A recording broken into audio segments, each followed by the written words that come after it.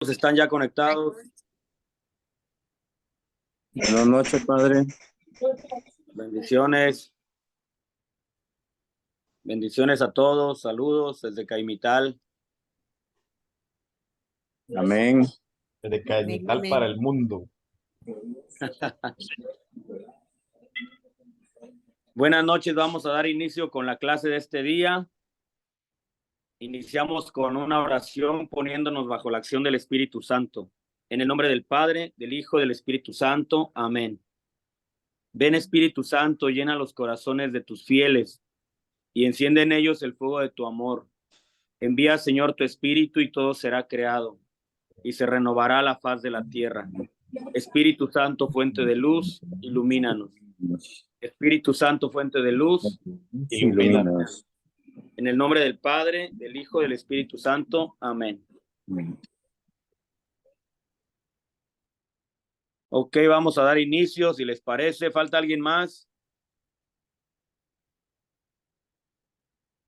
Don Marcos está en una cirugía, y creo ahorita, hoy en la tarde, y está la hija atendiendo el control este. Ok, perfecto. Y Zacarías, Bueno, que no se conectó. vamos a dar inicio.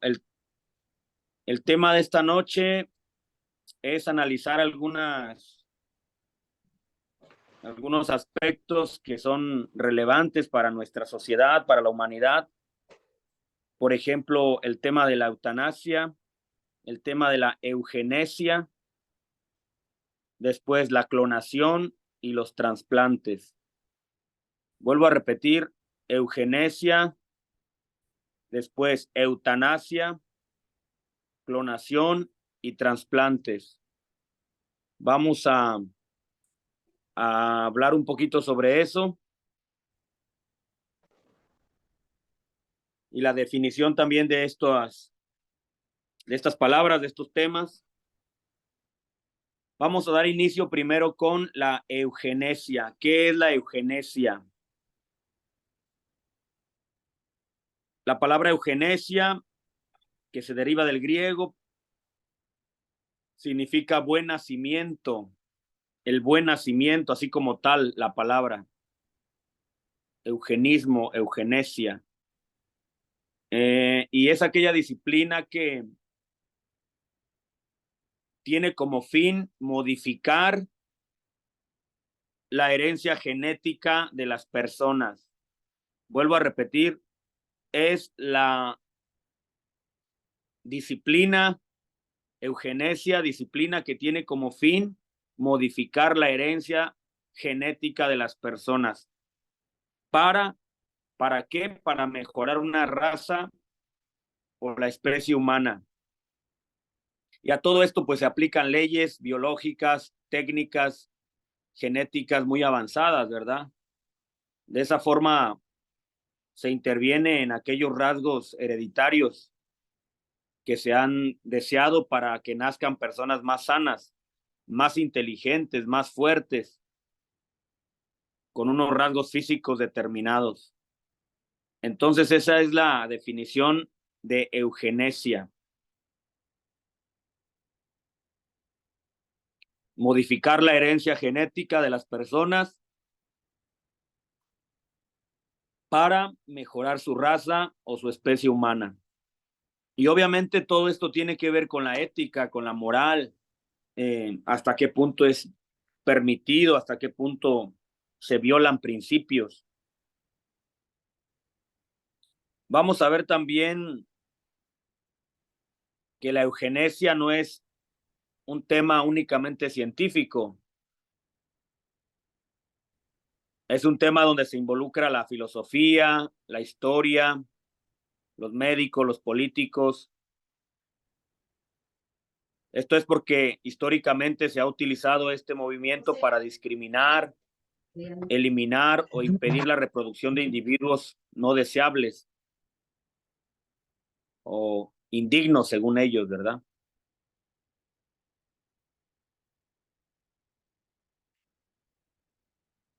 Recordemos que históricamente esto de la eugenesia pues ya se venía dando con este término del nazismo. Recuerden ustedes que ahora uno ve películas o lee algún libro sobre el nazismo con este señor Hitler. Se considera que el nazismo como un mayor movimiento de la eugenesia en la historia. El nazismo trabaja para lograr un pueblo ario y puro con una superioridad genética, y está representado por la sociedad alemana, ustedes lo saben.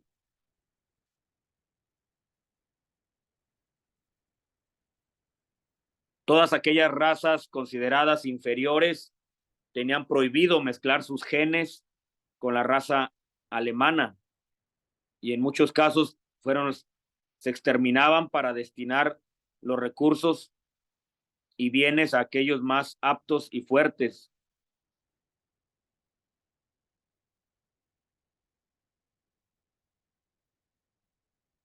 En esta filosofía impregnaba el nazismo, y que materializó en leyes, fue lo que llevó al conocido genocidio contra muchos colectivos de la sociedad. Recuerden ustedes, los judíos, homosexuales, personas con trastornos mentales, los famosos genocidios, con este asunto de Hitler, ¿verdad?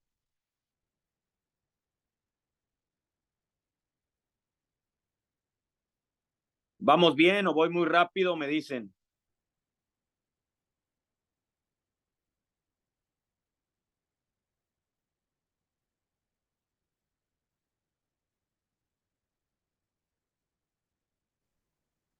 A veces se corta un poquito, padre. Entonces uno se queda como haciéndole números a las palabras, pero va bien. Por lo menos se escucha. Ok.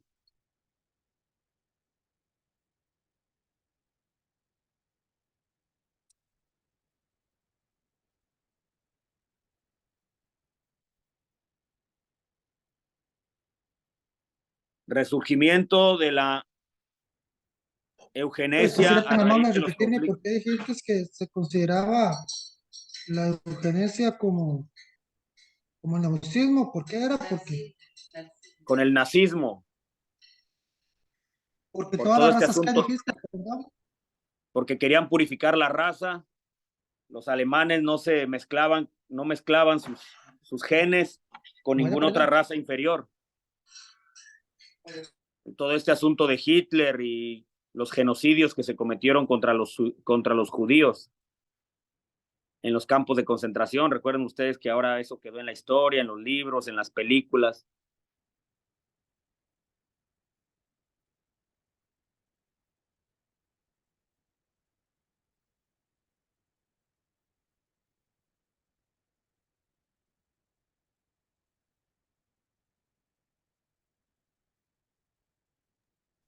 Padre, ¿podría repetir donde dice que impregnaba? Y ahí me quedé. Impregnaba. Ajá. ¿Cómo que impregnaba? Es que anoté que el nazismo era un mayor movimiento en la historia que era representado por Alemania, donde se prohibía, Ajá, donde se prohibía mezclar la raza con otros. Nos hablaba un ajá. poco de Hitler, pero después dijo usted impregnaba, no sé qué, que hay.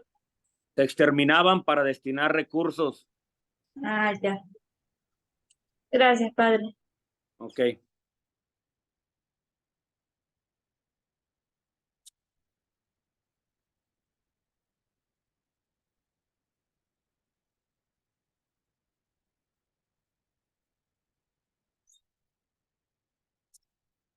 Ok, seguimos adelante.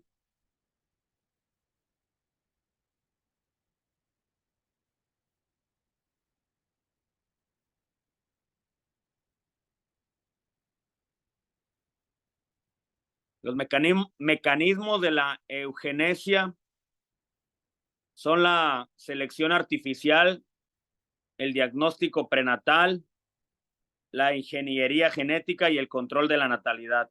Esos son los mecanismos de la eugenesia. Son la selección artificial, el diagnóstico prenatal, la ingeniería genética y el control de la natalidad.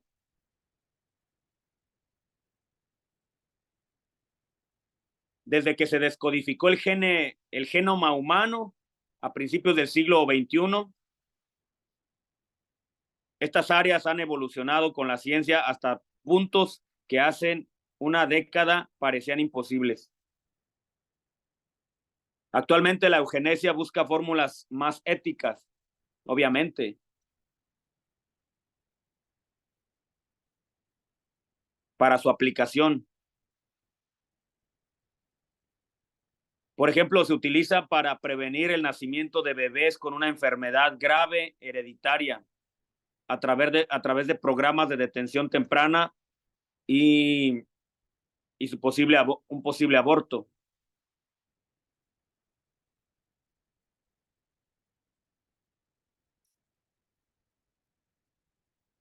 Pudiera parecer que la eugenesia es buena o es favorable. Vamos a escuchar algunos argumentos a favor de la eugenesia. Dice que aquellas personas que promueven la eugenesia defienden que es un avance para la humanidad, previniendo una situación dolorosa al impedir el nacimiento de bebés con enfermedades graves que puedan fallecer pronto o marcar su vida con alguna deformación, una malformación, perdón. Esos son argumentos a favor de la eugenesia. Otros podrán decir, no, que mi niño nazca como tenga que venir, como Dios me lo mande, listo. También, por ejemplo, defienden la posibilidad de analizar varios embriones para implantar en la madre aquellos más perfectos, es decir, más sanos, que no cuenten con una enfermedad hereditaria. Eso es lo que hablan a favor de la eugenesia. Padre, pero eso es un poco de lo que hacen con la fecundación in vitro, ¿no? Sí, algo muy parecido.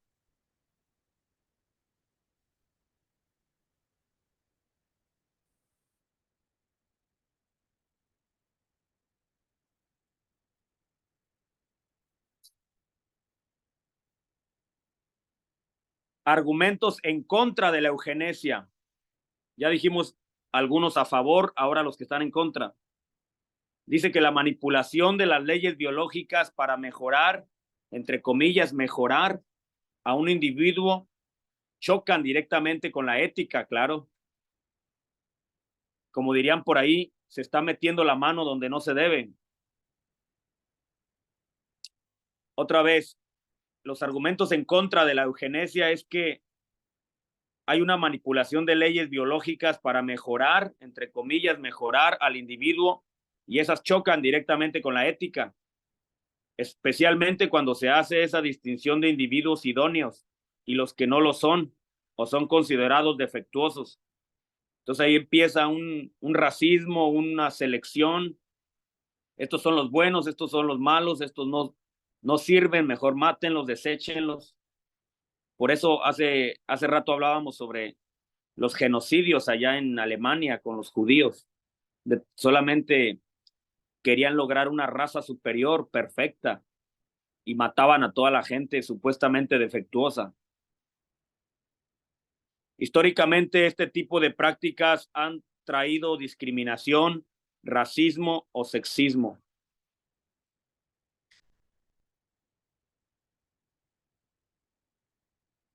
Hasta ahí, ¿cómo estamos con la eugenesia? Históricamente, ¿qué padre? Disculpe ahí. Históricamente, Históricamente, este tipo de prácticas han traído discriminación, racismo o sexismo. Discriminación, racismo o sexismo.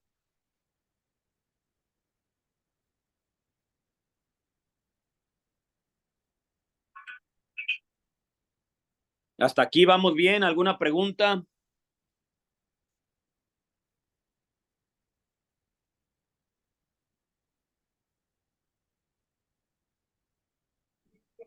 Padre, pero disculpe, de la eugenesia, ¿es Eugenesia. practicada ya en el mundo, en, en países o de Sí, claro, en los países más avanzados, sí. qué dicha que en Costa Rica no? Sí, sí, pues tratan de modificar, como escuchamos ahí, la genética para mejorar la raza, supuestamente con la intención de que de que sea mejor, pero por eso se pone entre comillas, porque manipulan los genes y quieren evitar que esa persona venga con defectos, pero en realidad se provocan otras consecuencias graves y también se violan los principios éticos. Padre, y en ese asunto, el Vaticano no tiene ninguna, ¿cómo le digo? Este, autoridad, por decirlo así, Sí, para claro, poder, por eso la iglesia constantemente va dando luces, va dando un comunicado y bueno, por eso la teología moral también está bien marcada, bien orientada con los principios cristianos para orientar, iluminar estas realidades, ¿verdad? De no violar la dignidad de las personas, de no violar el valor de la vida, no violar la libertad de las personas también, su dignidad, su libertad, su individualidad. correcto. Y también como hombres de fe, pues creemos que Dios actúa que envía o hace que una persona llegue a este mundo con características propias de, Sí, una, de un querer de Dios, ¿verdad? que somos creación de Dios. De hecho, hasta nosotros los cristianos como una palabra, las mamás cuando les regalan un chiquito, se embarazan, dicen, Dios me lo regaló, Dios me lo mandó, o Dios me dio a mi hijo, o sea, esa es nuestra fe. Correcto. Y como empezar a modificar esas cosas, querer que mi hijo venga de tal o cual manera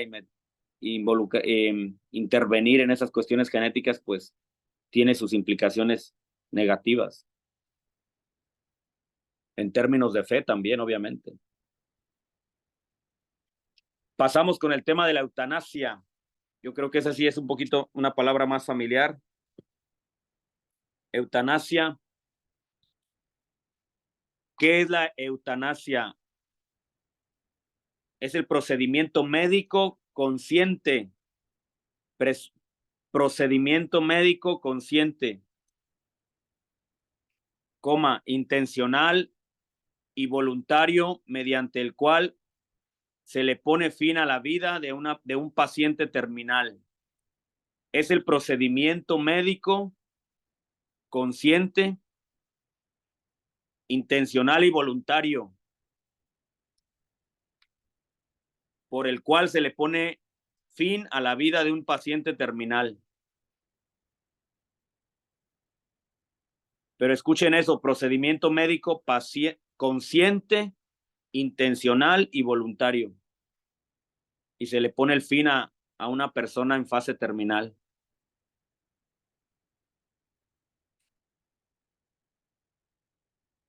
Cuando decimos en fase terminal es que no hay ninguna expectativa de mejoría. Y esto con el fin de ahorrarles mayores sufrimientos y dolores. Esto con el fin de ahorrarles mayores sufrimientos y dolores.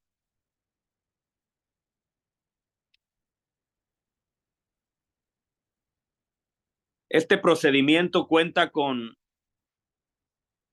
la aprobación voluntaria y solicitud explícita de parte del paciente.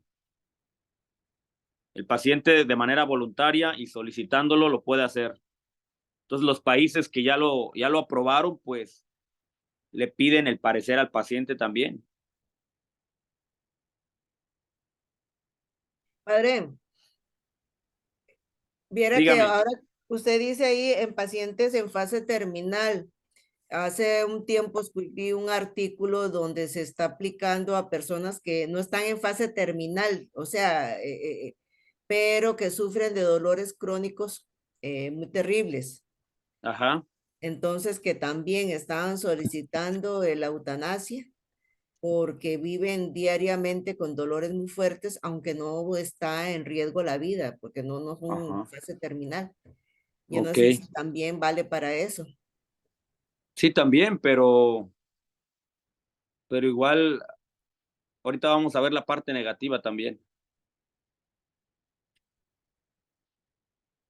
Dicho procedimiento cuenta entonces idealmente con la aprobación voluntaria y solicitud explícita de parte del paciente o de su responsabilidad en caso de hallarse incapacitado para manifestar la propia voluntad. En algunos países y legislaciones se puede nombrar también como un suicidio asistido o muerte asistida. En algunos países lo llaman así y lo aprueban. Suicidio asistido o muerte asistida.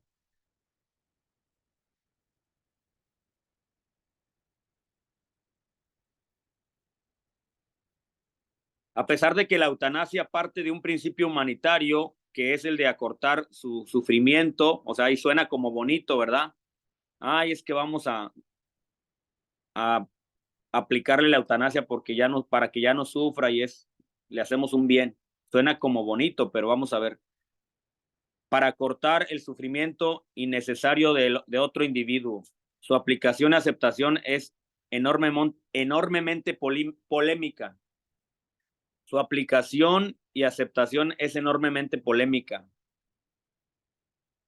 En las diferentes culturas y legislaciones generalmente establecidas sobre el derecho inalienable de la vida. Sí, obviamente esto trae muchas polémicas, acarrea mucha polémica, porque nosotros como cristianos sabemos que es Dios el que determina nuestro nacimiento y nuestra partida, nuestra muerte. Hasta nosotros incluso decimos hasta que Dios quiera o hasta donde Dios me la preste.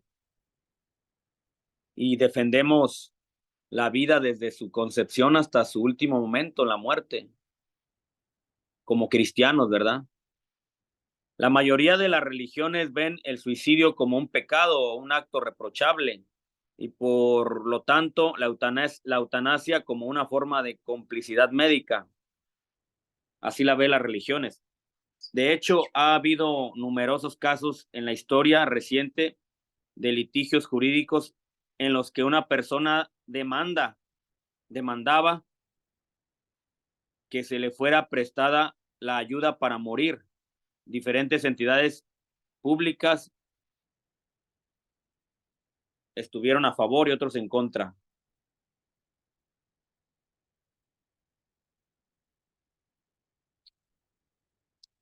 ¿Qué países han legalizado la eutanasia? Anótenle. ¿Qué países han legalizado la eutanasia? Bélgica, por si alguien es de Bélgica. Canadá. Colombia. Luxemburgo. Y Países Bajos.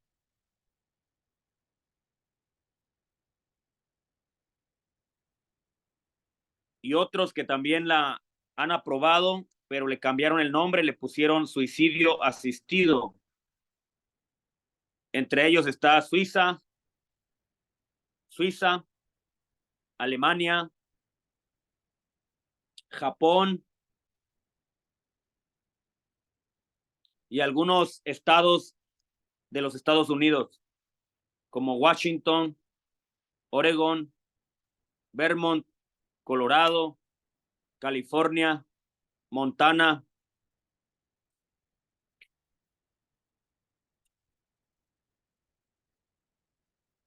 Suiza, Alemania, Japón y algunos estados de los Estados Unidos. Padre, ¿me podría repetir los países que le llaman suicidio asistido? Por favor. Ajá, voy.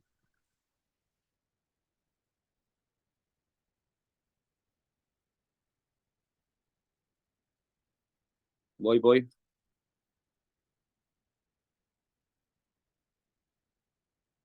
Suiza, Alemania, Japón y algunos, digamos, algunas provincias de los Estados Unidos,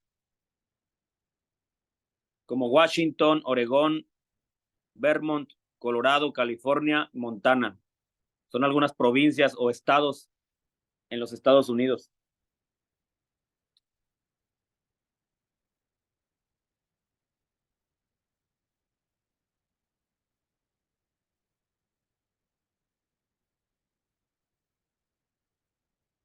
Padre, pero la verdad que el concepto es lo mismo, suicidio asistido y eutanasia. Sí, nada más le Pero cambian el nombrecito. ¿hay alguna diferencia leve en eso? No, solo es como parte de la política nada más, creo yo.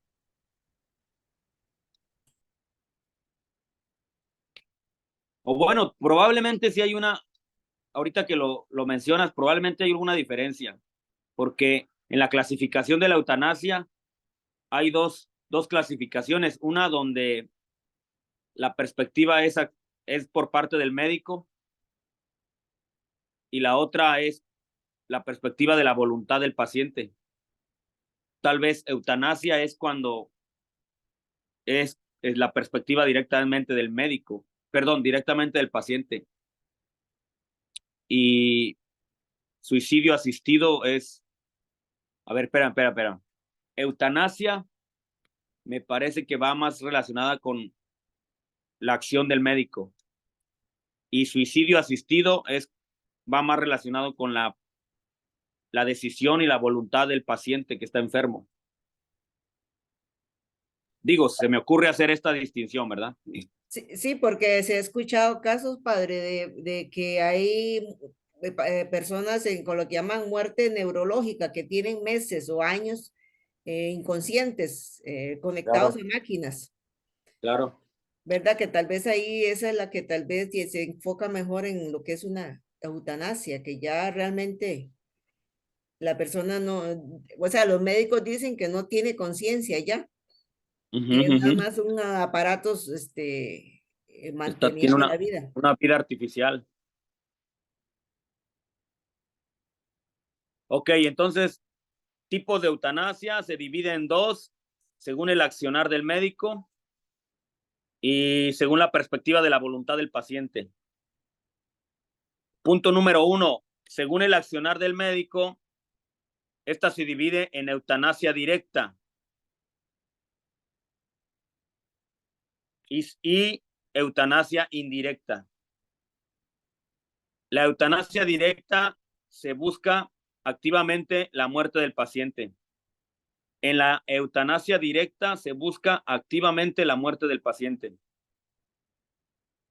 Y en la eutanasia indirecta, la muerte se da como una consecuencia previsible de tratamientos paliativos, o sea, poco a poco,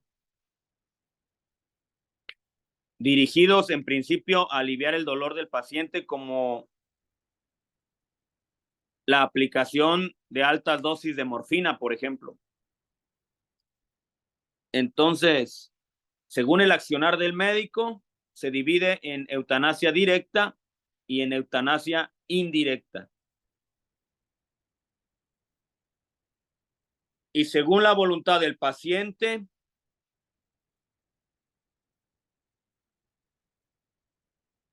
en principio, toda forma de eutanasia deberá ser solicitada a los médicos de manera voluntaria por el paciente o por su representante, dado el caso de que no pueda valerse por sí mismo. Sin embargo, suele distinguirse entre, según el actuar o la voluntad del paciente, se divide también en dos, en voluntaria y no voluntaria. Según el actuar, según el accionar del paciente, se divide en voluntaria y en no voluntaria. ¿Cuál es la voluntaria? Es el propio paciente el que toma la decisión y solicita la muerte, ya sea en persona o a través de algún documento que haya dejado escrito. Es el propio paciente el que toma la decisión y solicita la muerte. Punto número 2, la no voluntaria. Ocurre cuando es un tercero quien toma la decisión. Puede ser el primo, el sobrino, el nieto. Es un tercero que toma la decisión, como un pariente cercano o, en ausencia, un representante legal, pues al paciente no se le puede consultar debido a su condición y no ha dejado ningún tipo de escrito al respecto. Sí, los que están en estado de coma, por ejemplo, que ya mencionábamos ahorita.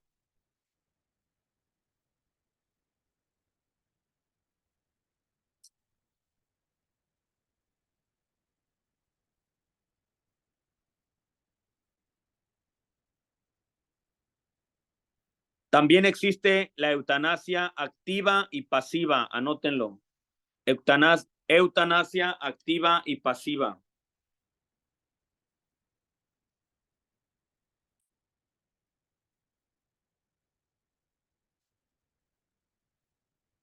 La eutanasia directa que vimos hace un momento puede a su vez clasificarse en dos tipos, dependiendo del tipo de procedimiento médico que se emplee para producir la muerte del paciente. Entonces, en esa eutanasia directa encontramos la activa y la pasiva. La activa, ¿cuál es? Se da en los casos en que el personal médico interviene en el cuerpo del paciente para producir la muerte, suministrándole fármacos o sustancias. Esa es la eutanasia activa. Y la eutanasia pasiva se da en los casos en que el personal médico no interviene en el cuerpo del paciente para salvarle la vida, sino que practica una omisión de procedimientos resucitatorios o terapéuticos para permitir al paciente morir. Esa es la eutanasia pasiva.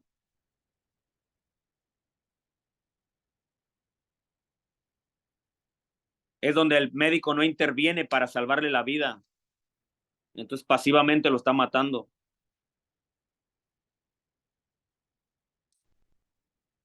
Practica una omisión de procedimientos.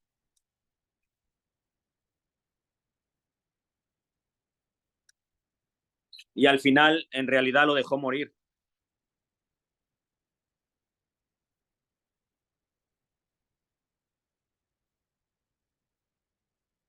¿Sí? Eutanasia pasiva o eutanasia activa y pasiva. Hay argumentos a favor de la eutanasia. Obviamente, pues por algo hay países que ya la aprobaron, la legalizaron. Y esos argumentos dicen que están a favor de la eutanasia porque es una forma de liberar al paciente de todo dolor y sufrimiento.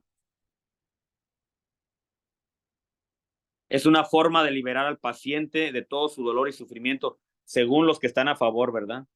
A favor de la eutanasia. De cara a una condición médica que no posee escapatoria y cuyo pronóstico apunta de todos modos a la muerte. Entonces, de todos modos iba a morir, pues matémoslo de una vez. Por eso la eutanasia se considera un acto de piedad que además respeta el derecho a la autodeterminación del paciente, único dueño de su propia vida. Aunque nosotros cristianamente decimos que no somos dueños de la vida la tenemos prestada. Pero los que están a favor de la eutanasia dicen que somos dueños de ella y podemos decidir. Cristianamente decimos lo contrario, que no somos dueños de la vida, que Dios nos la prestó. Por lo tanto, no tenemos derecho a intervenir. Padre, pero eh, Dios es el que acaba con la vida del ser humano. Sí, porque pues por nuestra fe y nuestros valores cristianos sabemos que es el Señor cuando Él manda llamar a alguien. Pues yo cuando celebro una misa de difuntos, yo siempre digo, ya el Señor lo mandó llamar. O sea, como que el Señor quiso que hasta aquí. Pero hay algunas personas que aseguran que es después de la muerte que Dios se lleva el alma de la persona. Yo voy en Ajá, sí, relación que, ajá, dígame. pero el terminar en este mundo su vida, pues nosotros entendemos a la luz de, a la luz de los datos bíblicos y nuestros valores cristianos, entendemos que fue ahí el momento en que Dios ya lo mandó llamar, ya hasta ahí le permitió vivir. Obviamente hay casos, ¿verdad? Quien se suicida, quien por maldad mató a su hermano, a su compañero. Ahí uno puede decir, Dios todavía no lo mandaba a llamar, pero la maldad del hombre lo mató, lo cometieron homicidio, etcétera. Sí, lo que se dice Pero popularmente, cuando una persona se salva de un accidente y toda la cosa, ¿verdad? Que todavía no le tocaba. que no le toque, Dios no lo quería ya y que bueno. Pero aquí dice que sí, los que están a favor de la eutanasia dicen, sí eres dueño de tu vida, por lo tanto puedes decidir.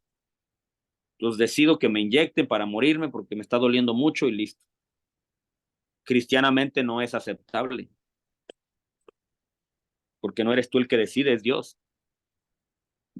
Padre, y cuando le ha tocado celebrar una exequia de una persona que ha atentado con su vida y lo ha cumplido, pues puñal, es un poco complicado ese asunto, ¿verdad? Sí, claro. Yo lo que recuerdo ahorita es que en la homilía o en las palabras que uno le dirige a la gente, a la familia, pues es más bien, primero, reflexionar sobre la vida de los que nos quedamos acá. Segundo, sí poner en oración a la persona que se quitó la vida, porque no sabemos si en un último momento se arrepintió o no, pero ponerlo en oración. Y tercero, pues ser muy realistas también. No es así como que ya, ok, ya se suicidó y Dios lo espera en el cielo, no. Siendo realistas, Dios no quería una muerte así para él, pero él decidió hacerlo, entonces solo nos queda orar por esa persona y creer que se arrepintió en el último momento, que ya nadie supo, solamente lo sabrá él y entonces Dios lo esperará con los brazos abiertos en la gloria. Pero sí, obviamente, Palabras con mucha caridad y mucha hermandad. claro. Y obviamente es complicado, o sea, no va a ser lo mismo una muerte de un adulto mayor de 95 años, que todo el mundo vio cómo evolucionó las etapas de su vida y al final terminó en una vida de anciano y cumplió todas sus etapas, sus pasos y obviamente uno en misa hasta le aplaude al cuerpo del difunto y uno tiene más como para compartirle a la gente de qué dicha que este hombre sirvió a Dios, se esforzó con sus 95 años, ya era el momento de que Dios se lo llevara. Pero sí, cuando hay la muerte, asesinaron a alguien o alguien se suicidó, obviamente para el sacerdote es complicado dirigir unas palabras, ¿verdad? Tienes que buscar el punto más adecuado. Al menos yo conversaba un día esto con el padre Juan Carlos Batista de acá, porque hace poco, Ajá, recientemente le tocó celebrar la exequia de un muchacho que lo asesinaron ajá, por problemas de droga y todo lo demás. Y llegaba el padre y me decía, pues puñete, había una gente sentada allá al fondo de la iglesia y dice que yo estaba asustado ya, dice. Ya sí, porque la realidad, imagínate que pueden haber represalias y todo el tacto que hay que dirigirse a la familia, a los amigos, posibles amigos del muchacho y todo lo demás. Puña, es complicado. Les admiro esa parte. claro. Muy bien, entonces ahí escuchamos los argumentos a favor de la eutanasia. Así que la eutanasia se considera como un acto de piedad, imagínense tenerle piedad. Obviamente, cristianamente no se acepta, ¿eh? Ténganlo muy presente, la eutanasia no es aceptable en el cristianismo. Pero aquí dice que están a favor algunos, la eutanasia se considera como un acto de piedad, que además respeta el derecho a la autodeterminación del paciente. único dueño de su propia vida, etc. Argumentos que están en contra de la eutanasia. Ahora vamos a ver los que están en contra. Los principales argumentos en contra de la eutanasia pueden resumirse en que no todas las muertes son dolorosas o humillantes. No todas las muertes son dolorosas y humillantes. Además, existen métodos médicos ya existentes para calmar el dolor y acompañar en ese sufrimiento a la persona, al paciente, ¿verdad? Tan avanzada que va la ciencia y la medicina que bien pueden calmar el dolor de esa persona. Por otro lado, se argumenta que la muerte voluntaria no deja de ser una muerte y por lo tanto posee consecuencias morales tanto en el médico ejecutante como en la sociedad, obviamente. Eso es para hablar en contra de la eutanasia. Posee consecuencias morales tanto en el médico ejecutante como en la sociedad que lo tolera, lo cual podría conducir a dilemas éticos insospechados. Por otro lado, se la considera un procedimiento innecesario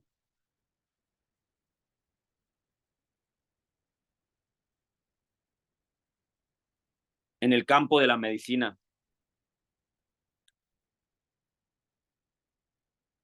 En el marco de la medicina, perdón.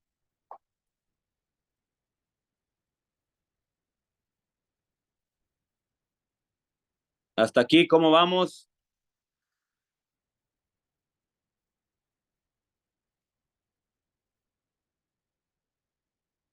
¿Todo bien? Procedimiento necesario. Sí, procedimientos innecesarios en el marco de la medicina. Innecesarios.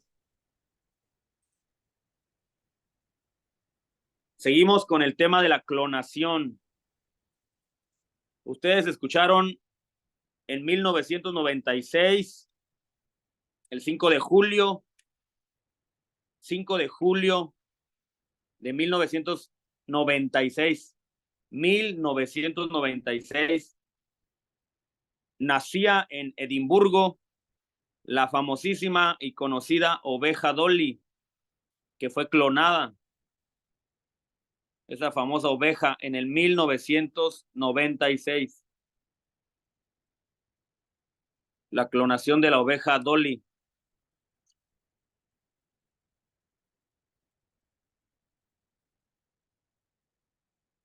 Ok, ¿qué es la clonación? La clonación se describe como los procesos utilizados para crear una réplica genética. La clonación se describe como los procesos utilizados, clonación, procesos utilizados para crear una réplica genética.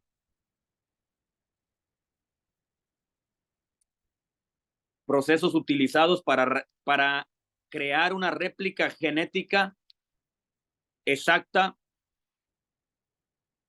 de otra célula. O sea, en otras palabras, hacer una copia totalmente idéntica.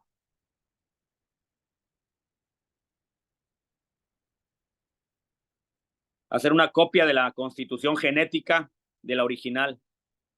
O sea, de la original sacan una copia totalmente igual y a eso se le denomina clon.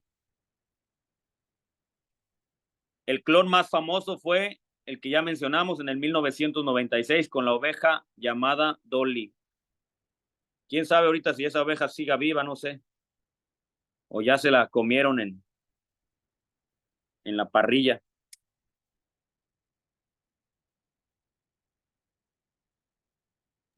La trasquilaron. Ajá, o se la comió el padre Robertico, que le encantaba la carne de oveja.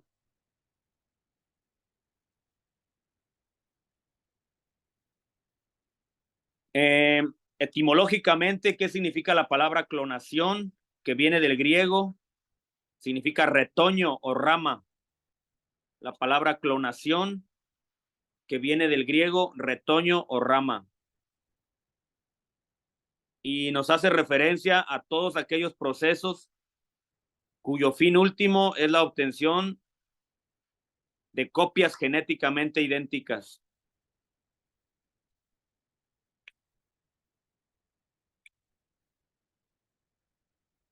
Todos aquellos procesos que tienen el fin último de obtener copias genéticamente idénticas.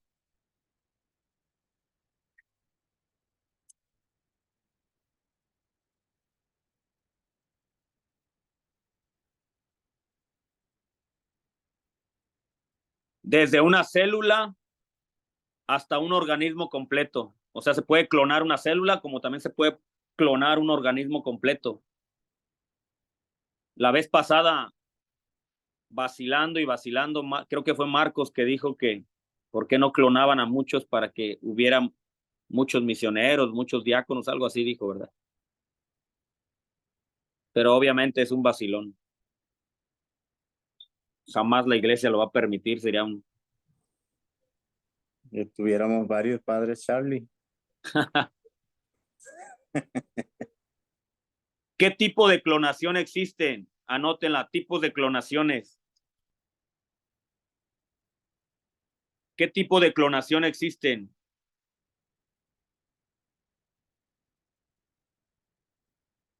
Recordemos que también hay clonación en el campo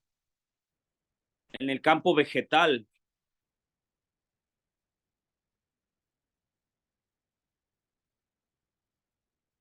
Por ejemplo, las bacterias, las plantas, los hongos.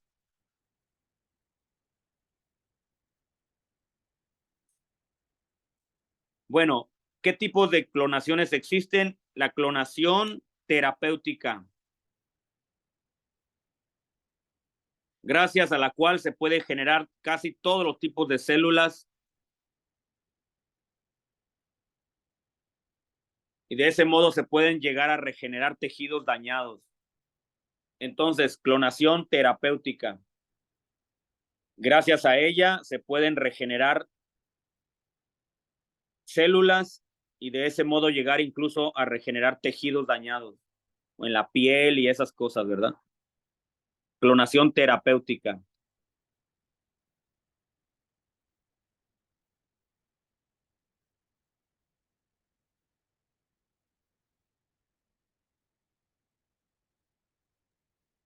Después viene la clonación genética.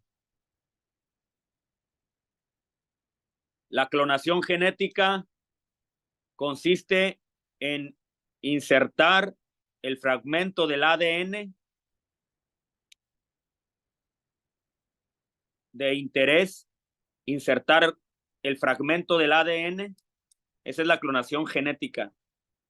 Insertar el fragmento del ADN de interés en un vector, bacteria, virus, es decir, su multiplicación para obtener el número de copias o de clones deseados.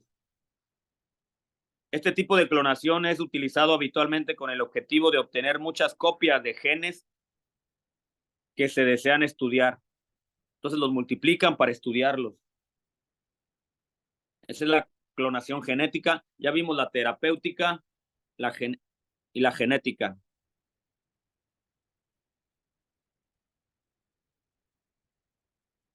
Y por último, la clonación reproductiva.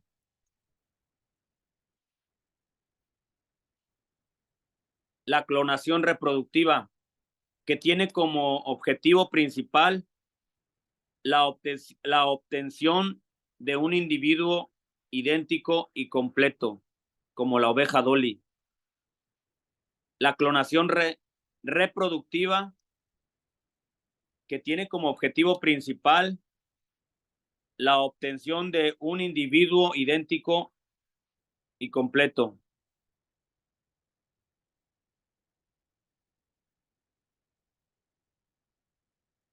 La obtención principal de un individuo idéntico y completo.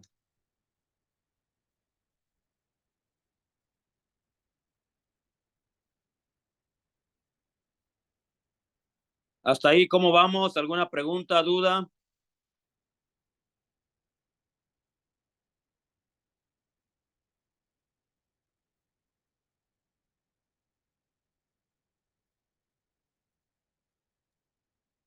Estaba leyendo que esta bendita oveja Dolly murió el 14 de febrero del 2003. O sea, el día de los Ándale. enamorados. El día de los enamorados, imagínate. ¿Cuánto murió? 14 de febrero del 2003. Se la llevó el amor. Pero duró bastante. Desde el 96 al 2003 duró, más bien poco duró, padre. ajá, 96 al 2003, 7 años. 7 7. años. 7 años. 7 años, sí. ¿Y cuánto la vida de una oveja, cuánto es? No sabe. No, yo Hasta digo que que se es muere. menos. O sea, yo creo que son 2 años, no. 3. Ay, Hasta que se muere, gordo. entonces duró bastante, 7 años. No, es que en realidad no sé cuánto es la vida. No, no sé tampoco yo cuánto es la vida de una oveja. Averigüese ahí, gordo, Yo le métase ahí calculo, a Mr. Google. yo le calculo unos 5 años. Está solo Franklin hasta que se muere, entonces. Sí, claro.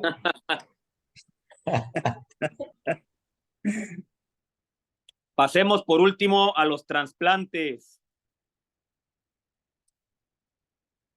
Un trasplante consiste en trasladar un órgano. El trasplante consiste en trasladar un órgano, tejido o un conjunto de células de una persona. Un trasplante consiste en trasladar un órgano, tejido o un conjunto de células de una persona donante a un receptor. Un conjunto de células de una persona donante a otra persona que es el receptor. O bien de un cuerpo a otra en un mismo paciente.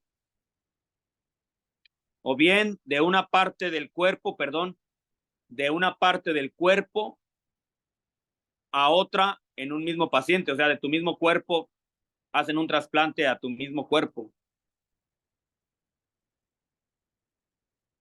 Existen muchas razones por las cuales un paciente deba someterse a trasplantes. Sin embargo, una de las razones más comunes es tratar de reemplazar algún órgano o tejido enfermo o lesionado o sustituirlo por uno más sano.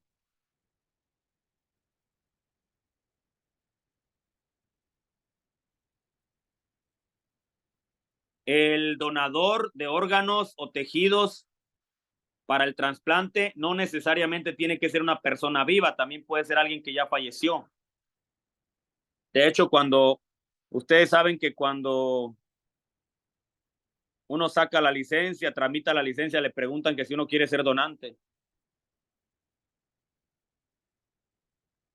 Y ahí está uno de valiente diciendo que sí, ¿verdad? Padre, ¿y la Iglesia Católica qué dice en relación a eso? Pues mientras se respeten los principios éticos, obviamente está a favor porque es por el bien de la vida de una persona. Obviamente respetando los principios morales y éticos cristianos. Y que respeten el cuerpo, que no lo vayan a violentar más de lo normal.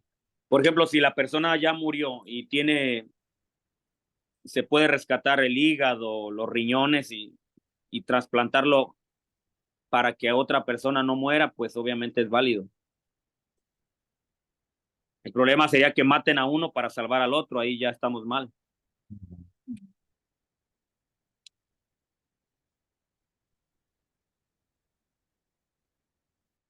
La lista de órganos y tejidos de trasplantes incluye, por ejemplo, el pulmón, el corazón, los riñones, el hígado, el páncreas. Yo no había escuchado que el páncreas.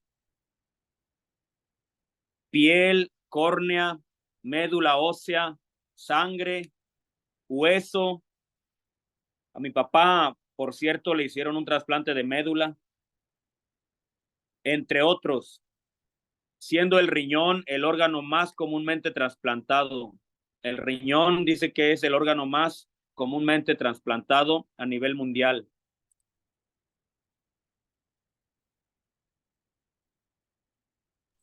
Padre, pero hablando de la ética, que cómo eso a veces se ha vuelto un delito o un negocio, ¿verdad? La extracción de órganos o la venta de órganos. Claro, claro. Bueno, eso ya después que el tráfico de órganos y todo lo que se maneja, ¿verdad?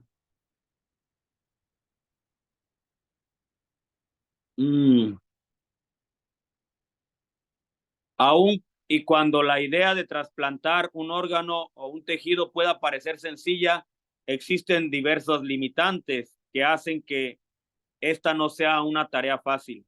Cuando el órgano o el tejido donado no proviene de la misma persona o de alguien genéticamente idéntico, un gemelo, antes de realizar cualquier procedimiento se debe tomar en cuenta la compatibilidad, etcétera, ¿verdad? Son cuestiones médicas también.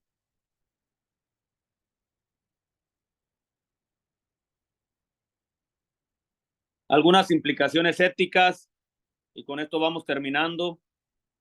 Algunas implicaciones éticas sobre el tema de los trasplantes.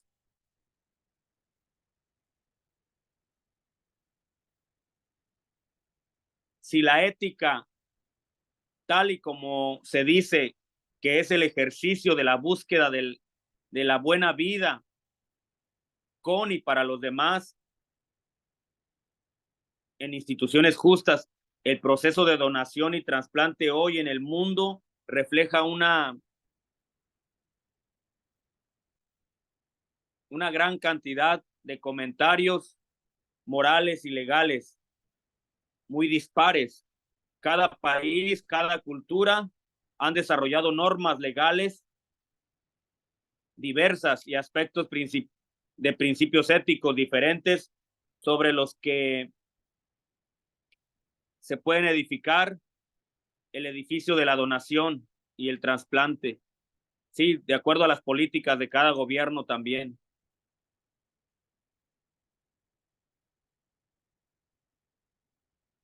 En algunos países lo han permitido junto con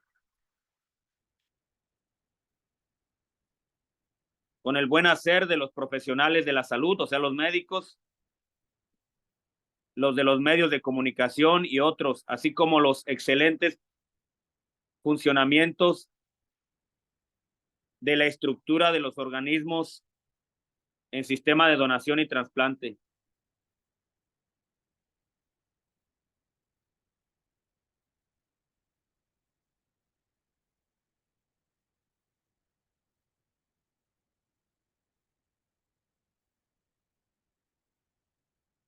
Bueno, hasta ahí les comparto eugenesia, eutanasia, clonación y trasplantes. Obviamente son temas demasiado amplios, se puede ahondar más.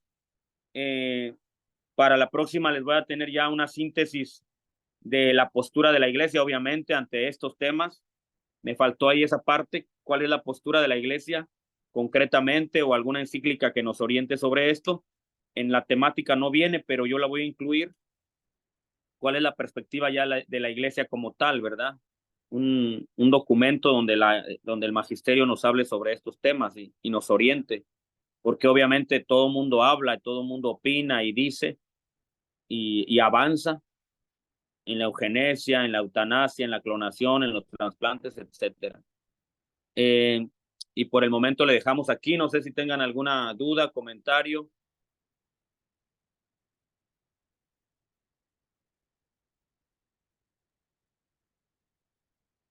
Imagínate, padre, que una oveja vive de 10 a 12 años, dice, y Ok. algunas viven 20 años. Ok. Entonces sí vivió poco esa. Depende del lobo, depende del lobo. Sí, depende del lobo que se la comió. No, y hay otra más vieja. Yo estaba viendo hace poco una fábula ahí, la Pantera Rosa, que vi hace como unos 30 años y todavía andaba con la oveja ahí por arriba y por abajo. Claro. Póngale cero, póngale cero. Muy bien, terminamos con una oración en el nombre del Padre, del Hijo, del Espíritu Santo. Amén. Amén. Dulce Madre, no te alejes, tu vista de nosotros no apartes. Ven con nosotros a todas partes, solo nunca nos dejes, ya que nos proteges tanto como verdadera Madre. Haz que nos bendiga el Padre, el Hijo y el Espíritu Santo. Amén. Amén. Amén. Sagrado Corazón de Jesús, en vos confío. En Dios confío. Que pasen una bonita noche, por ahí nos estamos hablando. Bueno, feliz Bueno, noche. muchas gracias, Padre. Bendiciones. Compañero. Mente. Bueno, bendiciones, saludos. Amén. Gracias, hasta luego. Omar, ¿cómo te fue?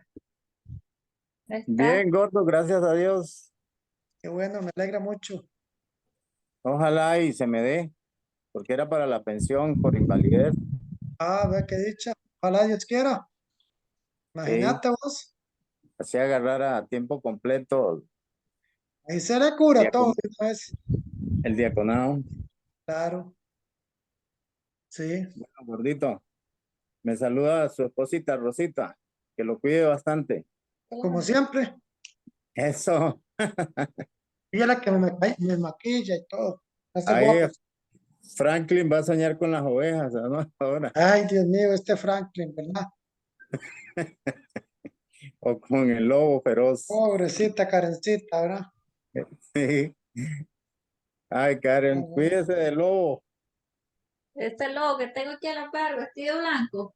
Oiga, es que ese es Ese un lobo. lobito. Es un lobito. Ese está trasquilado ya. ¿Ya habrán quitado la grabación? No, voy a escribir No, todavía no. que lo quiten. Samantha, Eso es para stop que nos recording, recordemos please. el próximo. Que Dios me los acompañe, me los cuide, me los bendiga. Hicieron falta ustedes allá el Amén. sábado. El sábado. Otra vez pidió tortilla con cuajada, gordo. No, pero yo no Ajá, sabía. llegó No gordo. sabía. Esta vez comí muy poquito. Qué Oh, bueno. Bueno, buenas noches, llevamos que descansen. ovejo, el Hasta luego, próximo. muchachos, que Dios me los bendiga y cuide. Chao. Buenas noches. Buenas noches, bendiciones.